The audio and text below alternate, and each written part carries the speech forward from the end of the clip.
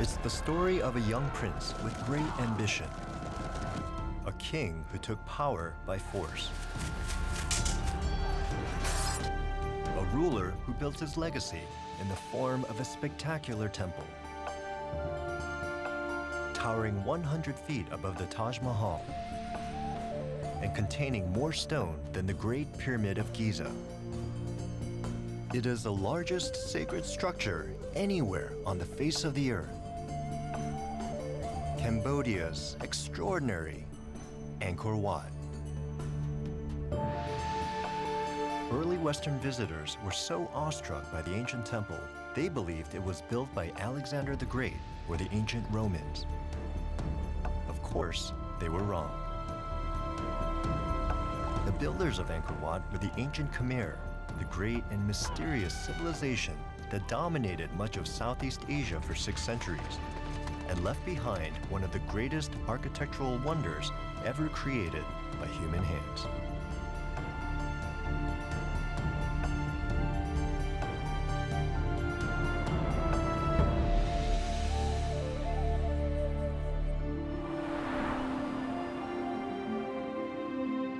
On a lush plain, deep in the tropical forest of northwestern Cambodia, lie the ruins of the ancient city of Angkor. Once the sprawling capital of the vast Khmer Empire, Angkor was the largest city in the world. Today, Angkor is still a sweeping landscape. 400 square miles where more than 1,200 ancient temples still survive. Architectural masterpieces, fantastically carved from tens of millions of tons of local sandstone. The famous temples were built over a span of 5 centuries. They endure today as one of the world's greatest treasure troves of art, archaeology, and history. But the city of Angkor was eventually abandoned as a Khmer capital, and its temples were swallowed by the jungle, forgotten by the outside world.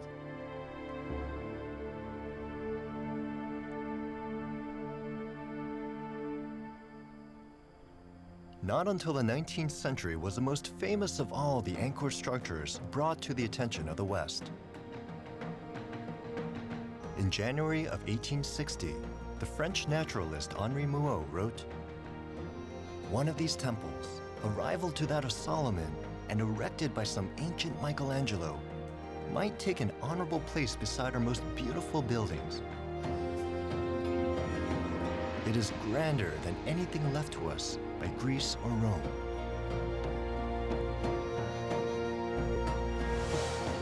He was describing the splendor of Angkor Wat.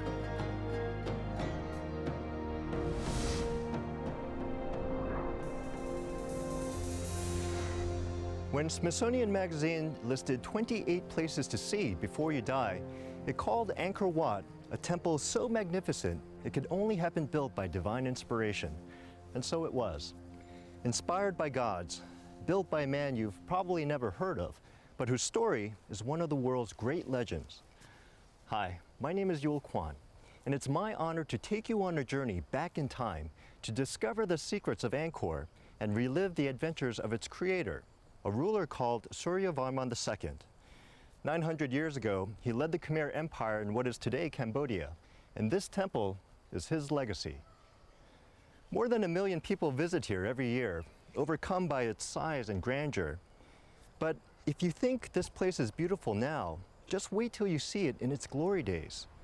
This is a story of Angkor Wat. In the 12th century AD, a young man with royal blood was coming of age in the Khmer countryside.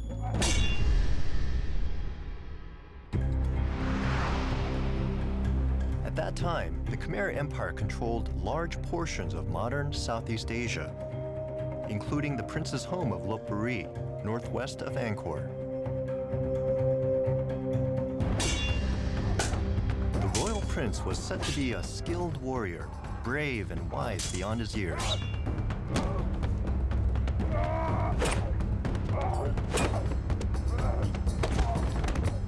He came to the attention of a prominent Hindu priest, Divakara Pandita, a a religious leader with great influence in matters of state.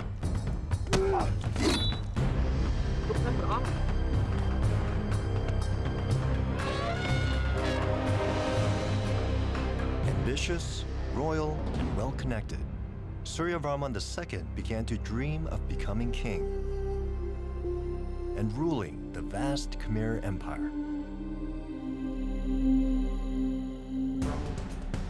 Under the rule of Dharanendravarman, the turn of the 12th century was a time of chaos and fragmentation in the kingdom. His reign was marked by power struggles and turmoil. The aging Dharanendravarman was an ineffectual ruler who never succeeded in bringing order to his sprawling territories. Opposing factions arose throughout the empire. The young prince's clan gained influence in the north, while the older royal clans were pushed south. Divakara Pandita and other powerful priests backed the young prince, hoping he could unify the empire and bring harmony to the fractured kingdom.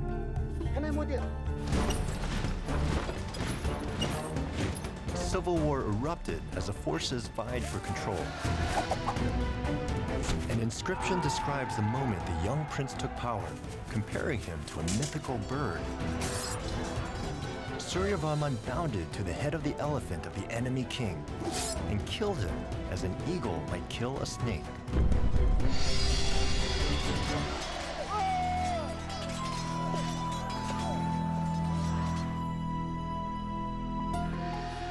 Suryavarman II was only 17 years old when he seized control of the Khmer Empire in 1113 AD. This is him right here. Easy to miss among the mile of gods and spirits carved into Angkor's walls. It wasn't unusual at the time for a rebel to become king, but for Suryavarman II, killing the former king was only the first stage. He still had to conquer the rest of an empire that was in utter disarray. The crown would only be his if he could end the turmoil and unify the land. It took 6 long years for Suryavarman II to solidify his control over the vast empire and conquer the southern factions. But now, at last, the entire Khmer Empire was united under a single ruler, and peace was finally restored. Suryavarman's soldiers and subjects took an oath of loyalty that strengthened his realm. We will serve no other king. We will sacrifice our lives for our king in the face of war. We will be reborn in the 32 hells if we break our oath.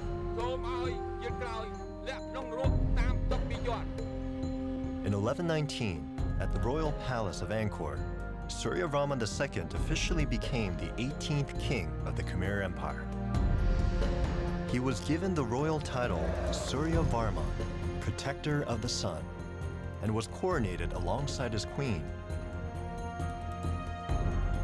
This moment ushered in the golden age of the Khmer Empire.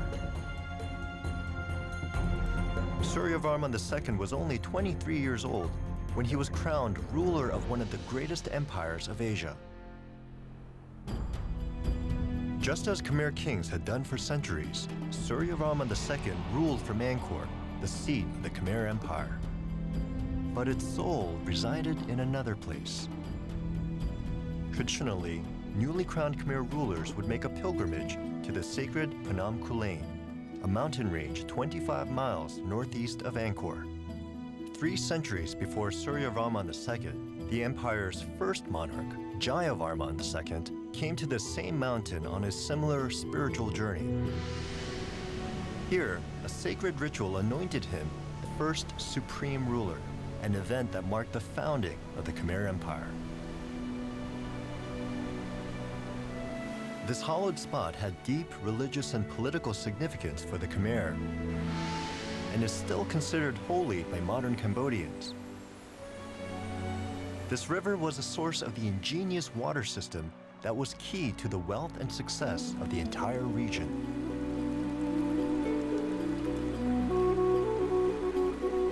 The religion of the early Khmer Empire was Hinduism, and this sacred mountain is richly carved with images of Hindu deities, including Vishnu.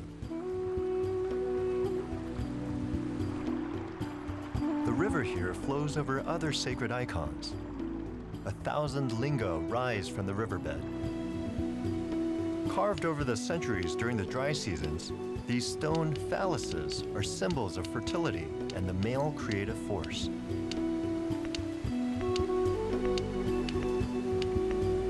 The corresponding female symbol is a yoni, a vessel shape that represents feminine creative energy. The linga is often placed upon the yoni. Together, the two forms symbolize the indivisible connection between male and female, the union from which all life springs. Waters that washed over these sacred stone carvings were thought to carry fertility and abundance to the lands of the empire. Metaphorically, these waters also conveyed the power of the king throughout his kingdom. A king's power was also expressed by monumental architectural structures. It was customary for a Khmer ruler to build one or more temples during his reign, usually dedicated to the god Vishnu. The third Khmer king, Indravarman, built this red brick temple in 879 AD. It's called Priyako, and he built it in honor of his ancestors. Bindaya Sri Temple was built more than a century later. Its name means Citadel of Beauty. Its famous carvings are still considered among the highest achievements of Khmer art. The 9th century Baekong Temple, with its massive moat, may have inspired Suryavarman II. When it came time for the newly crowned king to begin planning for his temple, he decided to create a structure that would exceed all other temples in both size and grandeur. He entrusted this ambitious undertaking to the same Brahmin priest who helped him take the throne. Divakara Pandita would oversee the planning and construction of Angkor Wat.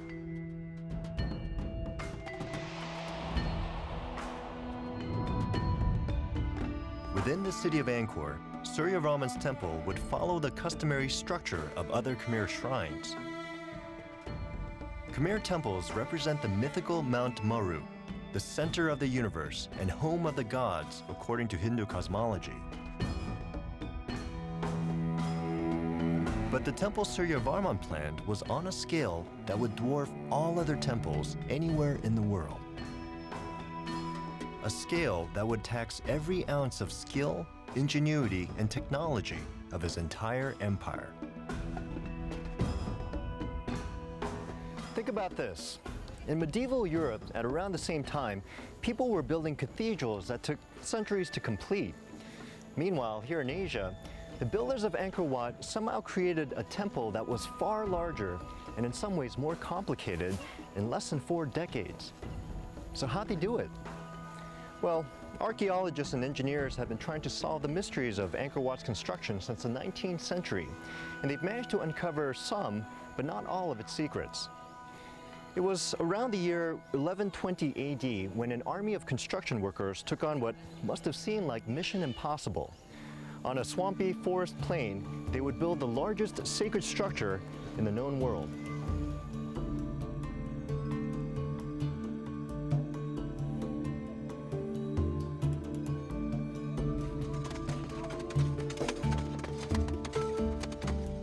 Using only simple tools, workers prepare the site, digging the foundation in the midst of a dense jungle.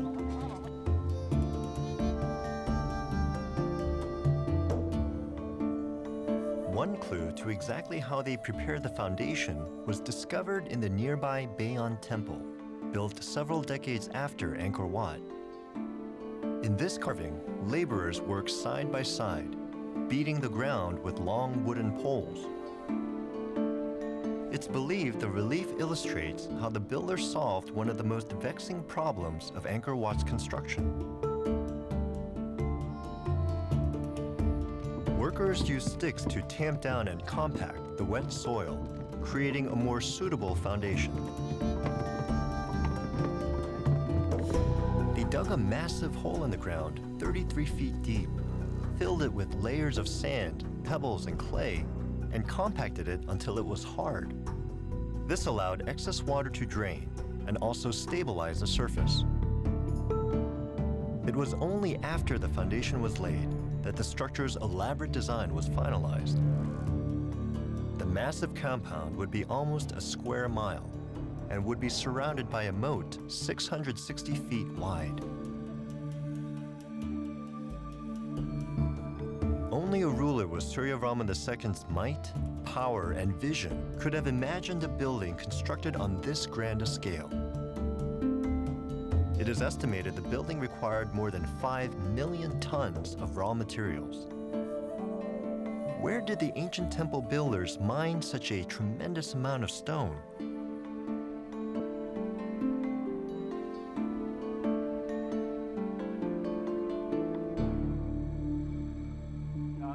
Gray sandstone was used to build Angkor Wat. It was quarried from Phnom Kulen, a mountain over 24 miles northeast of the site. The sacred mountain of Phnom Kulen proved a great resource for the builders of Angkor Wat. The mountain's base is a massive 22-mile-long belt of sandstone, a plentiful source of high-quality building material.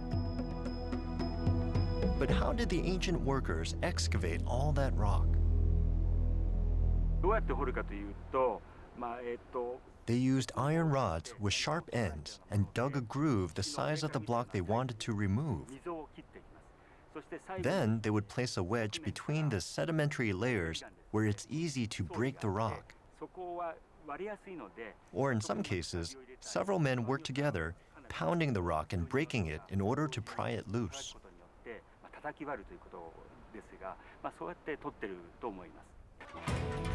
With only hand tools, workers removed vast amounts of rock from the mountain.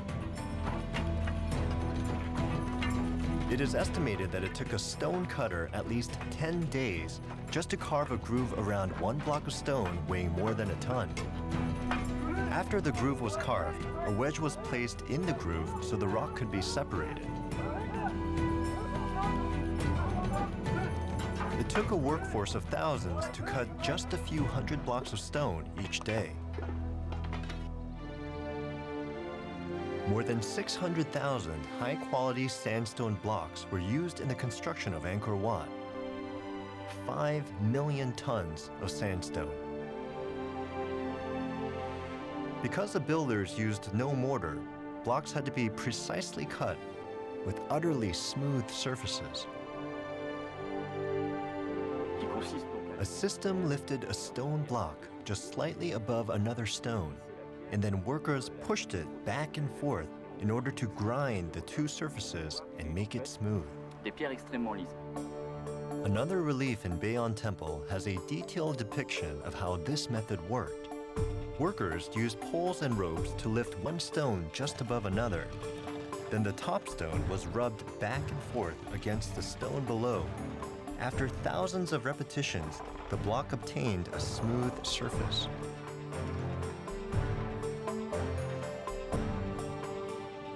Exactly which Phnom Kulen quarry the stones came from remains a mystery.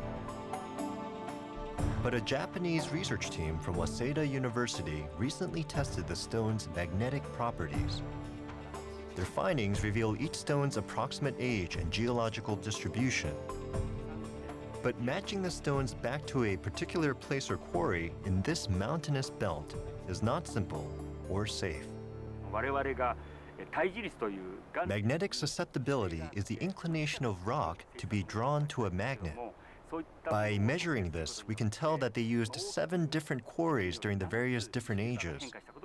Unfortunately, it's impossible to conduct research to find the exact location of the quarries in Phnom Kulen because the place is littered with mines.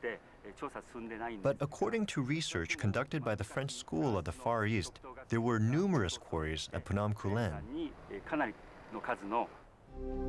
Landmines left from Cambodia's 20th century civil war still litter the countryside, making research dangerous.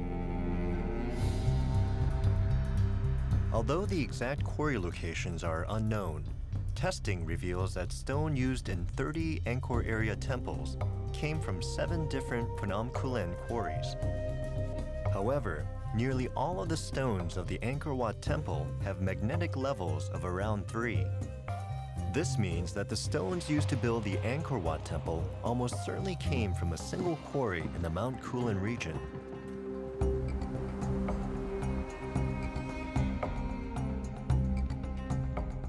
The massive cut stones were transported over 25 miles to Angkor using elephants as well as slave labor. Rods were drilled into the huge blocks so they could be pushed and pulled. Laborers also used bamboo rafts to float the stone on a labyrinth of canals and rivers. A river called the Siem Reap flows most of the way to the building site and then connects to a large natural lake just south of Angkor. After a journey of several weeks, they enter the last canal, and the rafts reach their final destination at Angkor Wat. Over the 37 years it took to build the temple, experts estimate that at least 20,000 people a day were needed. A throng of people who had to be transported, housed, and fed. It was a huge workforce by 12th century standards. This great labor force suggests the city as a whole also had a large population. But how large? One clue comes from a nearby temple, built later the same century. According to an inscription in Preah Khan, 97,480 village personnel were assigned to the smaller temple, while 100,000 farmers and slaves contributed to the temple's maintenance. Based on this, experts estimate that the population of the Khmer capital was at least 700,000. This means Angkor's population probably exceeded that of all 12th century cities. Paris had only 100,000 people at the time, and London had just 70,000. Only China's Kaifeng city was similar in size. One secret to how Angkor supported this large population lies in an ingenious system of waterways. Then, as now, agriculture centered on rice grown on the Angkor Plain. In addition to rice, other grains, fruits, and vegetables were also cultivated, just as they are today.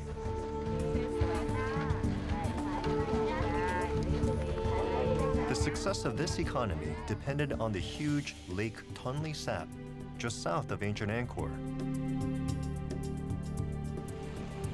Irrigation canals assured one or more harvests, even in drought years. The lake was also a rich source of food. A 13th century visitor wrote, "The lake waters are so full of fish, it is difficult to row your boat." Suryavarman's kingdom was strong and wealthy, but could it really build so massive a temple on a scale never before seen? The young king was determined to see Angkor Wat completed in his lifetime. And his ambition was not limited to temple building. He also sought to extend his kingdom's borders. He was drawn to the eastern edge of the empire, where an invasion and conquest would have been a political asset. Occupying what is now South Vietnam, the powerful Champa kingdom controlled the coast and trade routes long coveted by the Khmer. Beginning early in his reign, Suryavarman II led a series of invasions into neighboring territories. According to inscriptions, in one battle, the king led a force of 700 ships and 20,000 soldiers.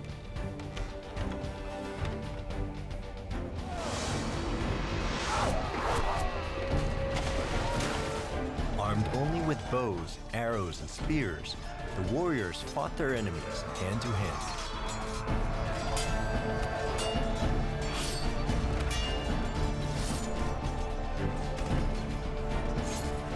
Another inscription describes a different invasion in Suryavarman's career. The ruler of Angkor turned his ambitions for conquest towards the Sham people. He invaded, taking the capital city and becoming the ruler of the territory. The Khmer Kingdom solidified its control of most of the Indochina Peninsula, including much of modern-day Thailand, Laos, and Vietnam. The Khmer armies took prisoners, and together with other slaves in the empire, they were likely used as forced labor to construct Angkor Wat. The huge construction project was made possible by slave labor, but it couldn't solve an unanticipated and alarming engineering problem. The first stone structures built on the site collapsed, and the human cost was high. The success of the entire project was at stake. No amount of slave labor could overcome the most serious challenge the builders faced. The site itself was a swamp and seemed completely unsuitable for a building the size and weight of the proposed temple. The soil was spongy and hard to work with, and water would flood in one season, then drain away the next. These days, engineers would use heavy machinery and reinforced concrete to tame nature's fury. But the Khmer builders had to be a bit more creative, and their solution became one of the ancient world's greatest feats of engineering. Angkor Wat is surrounded by a gigantic moat. More than 600 feet wide, it contains tens of millions of gallons of water. To the Hindu, the original designers of the temple, the moat symbolized the cosmic ocean. But besides its religious significance, it turns out the moat also has a practical purpose. Because this is swampland, without the moat, the monsoon rains would seep into the earth and push the buildings up. Then, in the dry season, the water would drain out of the land, making the buildings crumble. The huge moat surrounding the complex actually stabilizes the water content of the earth under the temple, keeping it consistent year-round so the earth doesn't heave. And they found other remarkable solutions to the challenges of pre-industrial construction. We have an artificial mountain, and we are sitting on the first floor. Yeah, they built a case from stone, and then they filled with sands and densified very much, and then the next case, and so step by step they got the mountain. And we can see inside there's sand, then there's laterite, which is this specific brownish stone in tropic countries, and then outside there's the sandstone. The central tower of Angkor Wat reaches 213 feet into the sky. The ancient architects had to figure out how to stack the massive stones without machinery. First, they built earthen ramps. Then, laborers and elephants dragged the stones up the ramps. Finally, it's believed they erected scaffolding and lifted each stone to the top. Remarkably, the temple was built from the inside out.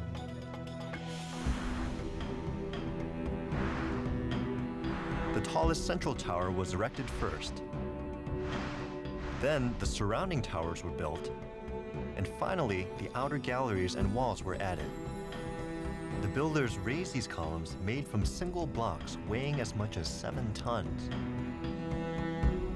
They used a simple but brilliant method for setting up the 1,532 columns around the temple complex. Angkor Wat has survived fairly intact for nearly 900 years, an achievement that surely would have pleased its builders. But the swampy site and Cambodia's tropical climate have definitely taken a toll on these buildings. Although some intricate sandstone features show few signs of their age, others have worn away and decayed. Certain original features, like the gold leaf ornamentation that would have awed early visitors, are gone forever, looted after the Khmer Empire's decline.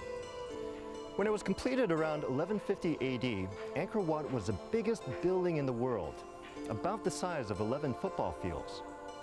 Now, teams of scientists and archaeologists have spent years trying to figure out what the temple might have looked like in its heyday. And they've pieced together the puzzle, data point by data point. And now, with the help of 21st century technology, we can finally get a glimpse of Angkor Wat's original splendor.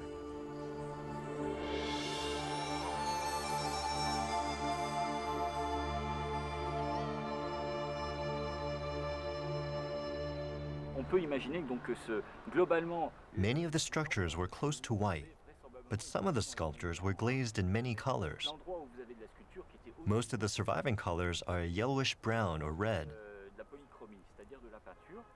That's because the pigments had an iron oxide base, which lasts for a long time. Ocre dans les rouges, parce que c'est But the other colors, such as blue, yellow, and green, have all disappeared. donc ça reste très longtemps dans le temps. Par contre, les bleus, les jaunes, les verts ont disparu.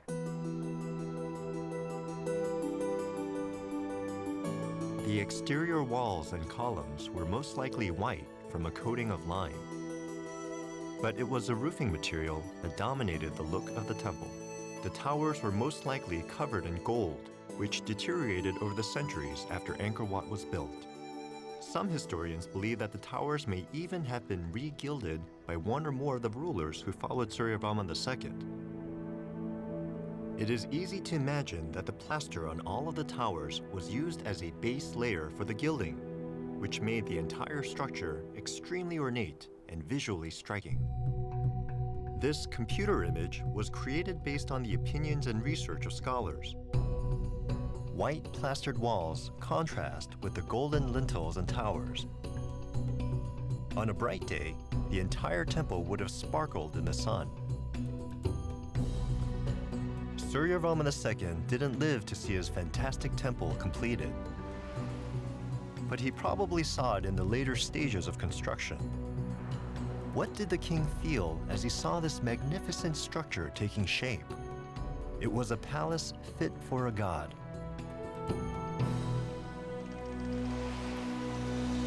And he must have known it would also become his tomb. Only fragments of the wood that once covered the interior stone walls still remain. It's believed the wood was highly decorated, inlaid and ornamented with a wide variety of patterns. Gilded doors divided the chambers, and the gallery walls and ceilings would have been lavishly adorned. Since the king first set eyes on these galleries, millions more have journeyed to admire these dramatic scenes. The carvings encircle the entire outer gallery from floor to ceiling. Measuring 2,600 feet, it is the longest continuous bas-relief in the world.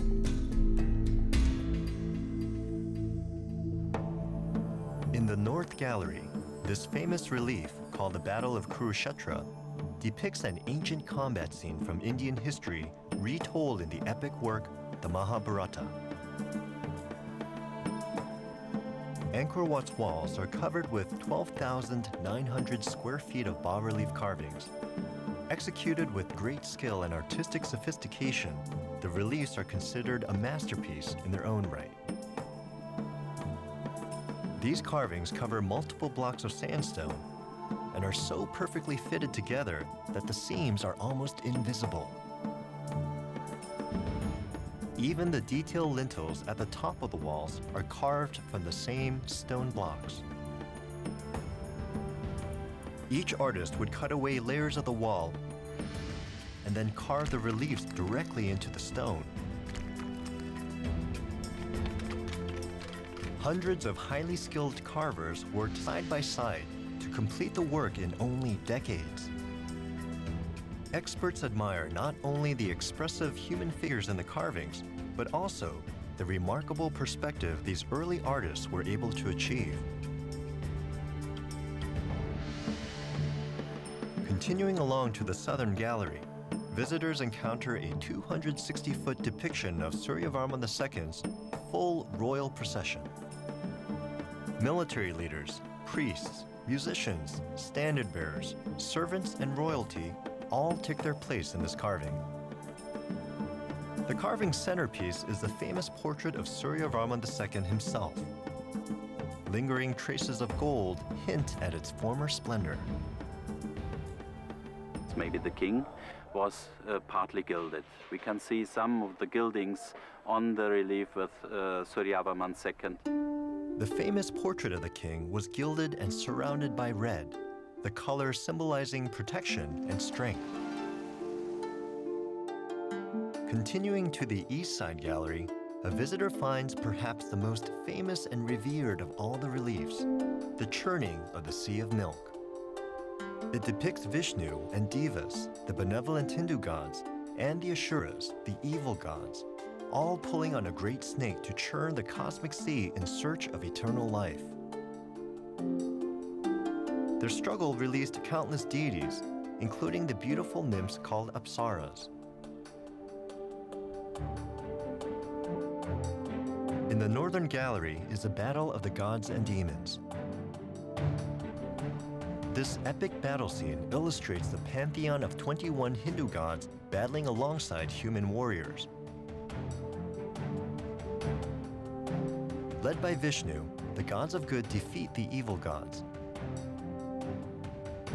And as Suryavarman II was considered an earthly avatar of Vishnu, the scene celebrates his reign as well.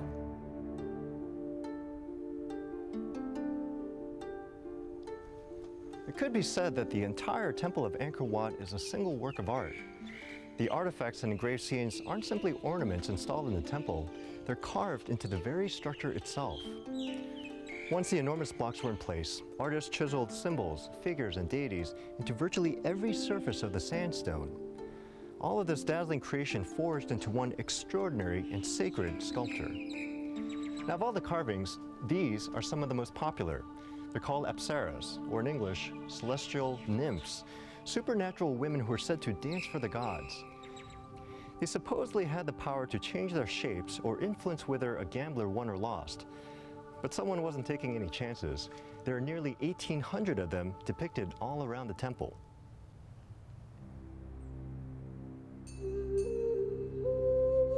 (1,796 full-body sculptures of divine women were carved at Angkor Wat.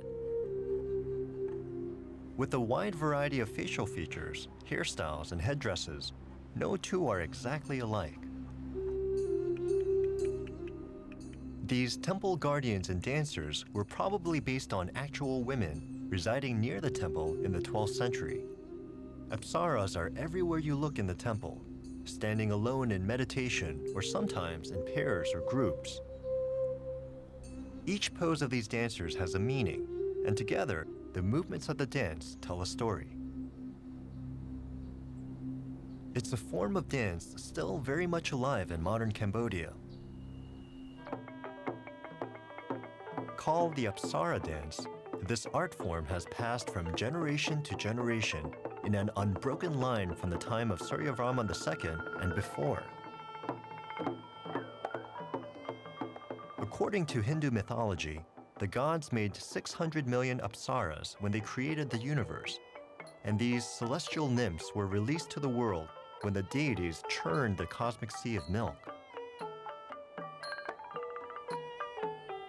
The temple of Angkor Wat probably had 3,000 or more apsara dancers assigned to it to entertain the king and his visitors as well as the gods.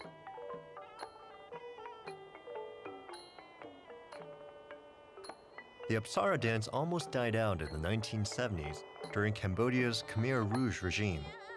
Dancers at the time were targeted as intellectuals and elitists, and they were killed.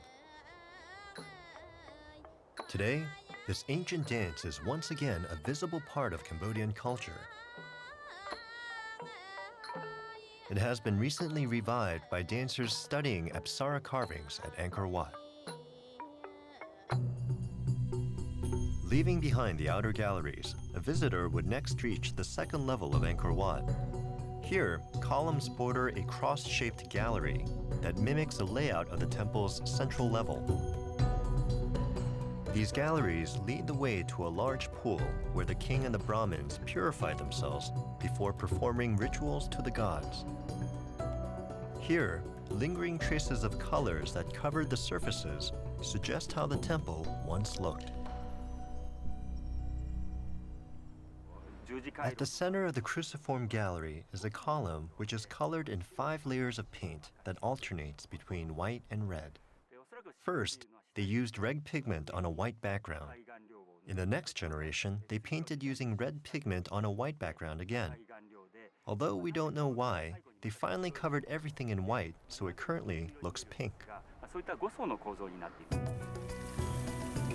Every trace of ancient residue adds clues to Angkor Wat's glory, as its royal patron once saw it.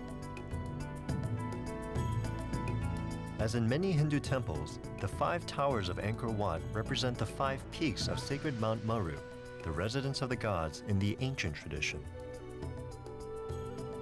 The highest tower soars as high as Notre Dame Cathedral. In all, 10 stairways lead to the central tower, a deviation from temples built earlier, such as the 11th century Bapwan. In the case of Bapwan, the 4 stairways on the 4 sides were added later on because of safety issues. The stairways were added in order to solve problems which arose during the construction of Bapwan. But in Angkor Wat, they were included in the plans from the very beginning of construction. As a result, a new and very special style of architecture was created. All the stairways except those in the central corridor are too steep to climb with ease. These features are thought to be a reminder that the path to enlightenment is not easy.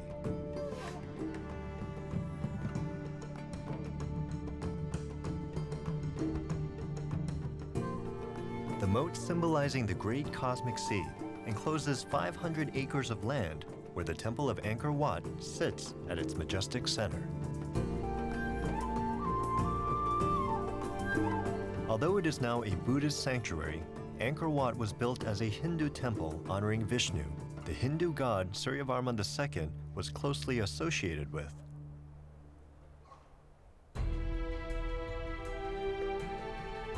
As impressive and inspiring as they are now, the towers were surely once even more so when their gold gleamed in the sun.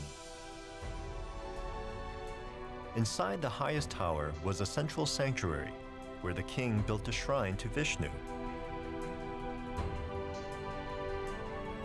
A golden statue of Vishnu reigned over the entire temple from this place of honor.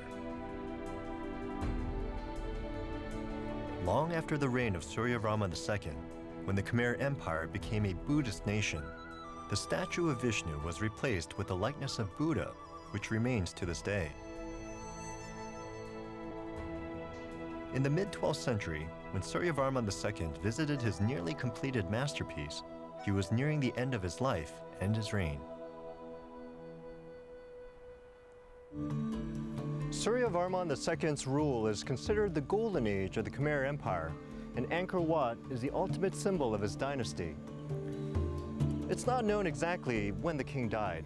It was probably around the year 1150 AD, not long after the completion of the temple. What happened next is unclear, because there are no records for the period after his death.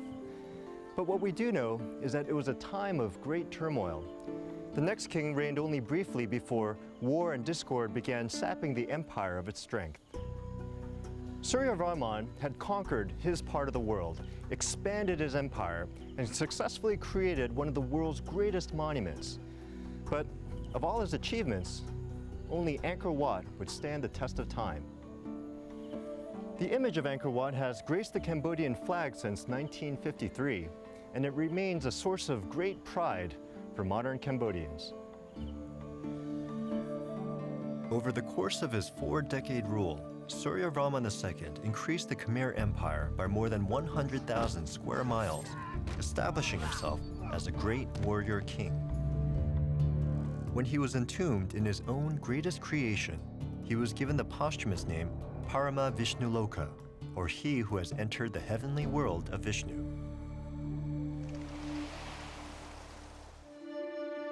After he died, the Khmer Empire fell into disarray. Opposing factions vied for power, and the country suffered invasions by neighboring forces. Today, Angkor Wat is a cherished reminder of the Khmer Empire's past glory and a source of great pride in modern Cambodia. A UNESCO World Heritage Site, it draws 1 million visitors per year from around the globe. Symbol, temple, tomb, and treasure, Angkor Wat is a masterpiece of ancient monumental architecture. It has few rivals anywhere on Earth.